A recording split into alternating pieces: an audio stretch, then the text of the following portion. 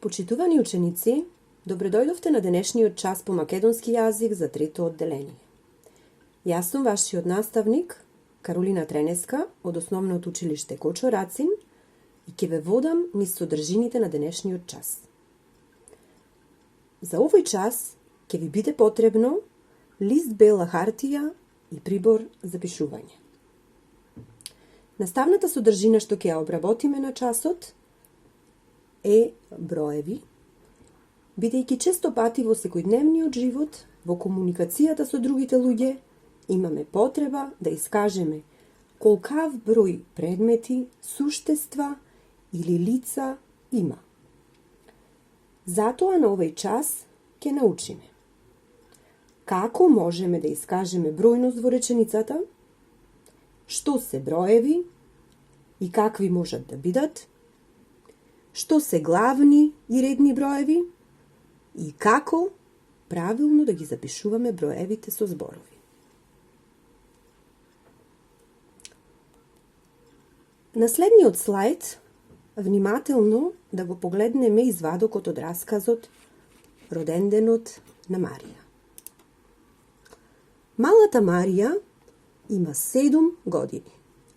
Таа е прво одделение и веќе знае да брои до 100. Марија е многу среќна, бидејќи се ближи незиниот роден ден. На 3 април таа ќе слави роден ден. На забавата се поканети сите 20 ученици од незиното одделение. Што можевме да забележиме во овој расказ? Секако, во расказот има неколку зборови со задебелени букви. Тоа се 7, прво, 100, 3, 20. Овие зборови ни се употребени во следните комбинации со други зборови, како што се 7 години, 20 ученици, прво одделение, 3 април. Сите овие зборови означуваат бројност, но ако внимателно погледнеме, можеме да забележиме дека меѓу нив постои одредена разлика. Ако ги погледнеме првите два примери, кои што ни се прикажани, 7 години и 20 ученици, ќе забележиме дека тука ни е прикажан бројот на нештата, поточно бројот во нашиот случај, бројот на години и бројот на ученици. Во останатите два примери, прво одделение, 3 април, ние можеме да дознаеме во кој ред се нештата и велиме: ученичката Марија е прво одделение. Роденденската забава е на 3 април. Според тоа, доаѓаме до заклучокот дека со броевите се означува количество, поточно колку го има нештото на број,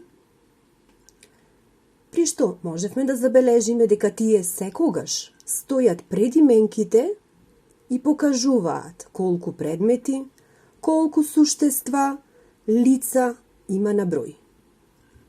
За овие броеви велиме дека се главни броеви.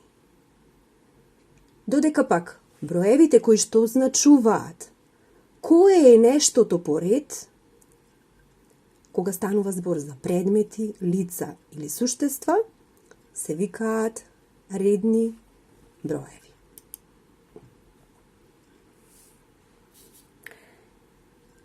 На следниот слајд внимателно можеме да ги погледнеме примерите за главни броеви преку прикажаните сликички. На првата сликичка имаме пример за главни броеви, 4 деца. Значи, прашуваме колку деца има одговорот ќе биде 4. На втората сликичка. 2 очи.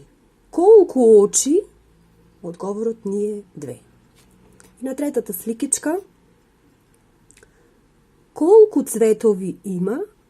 Одговорот ќе ни биде 1 цвет. Во овој момент сакам да направите мала пауза, при што ваша задача ќе биде да употребите оддадените примери на слайдот и со нив да направите расказни реченици. Што значи дека за секој пример да направите по една расказна реченица при што ќе ги употребите главните броеви прикажани на слайдот.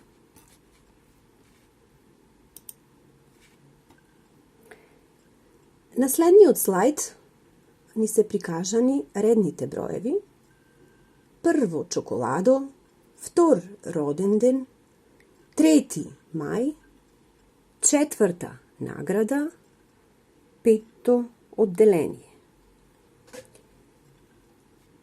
И во овој случај би сакала повторно да го паузирате видеото и да направите 3 расказни реченици со примена на редните броеви на овој слайд по ваш избор.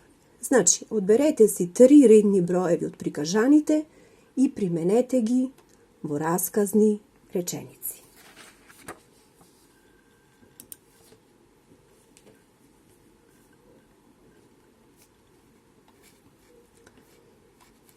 Во следниот слайд уште еднаш ни е прикажана разликата помеѓу главните и редните броеви, како што кажавме.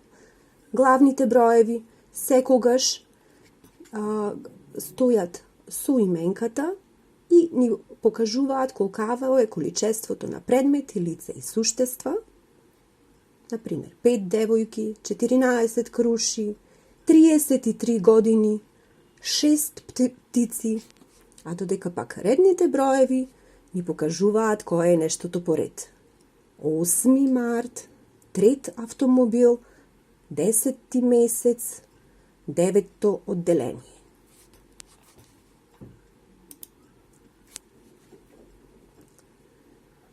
Како ваша домашна задача од оваа наставна единица ќе биде да ги пресметате прикажаните задачи на слайдот, при што броевите кои што ви се поставени во задачата ќе ги запишете со зборови, исто така и резултатите кои што ќе ги добиете. Би сакала да ви напоменам дека мора да се внимава при правилно пишување на броевите и да се внимава како истите се запишуваат. Тоа би било се за овој наставен час. Почитувани ученици, ви благодарам на вниманието.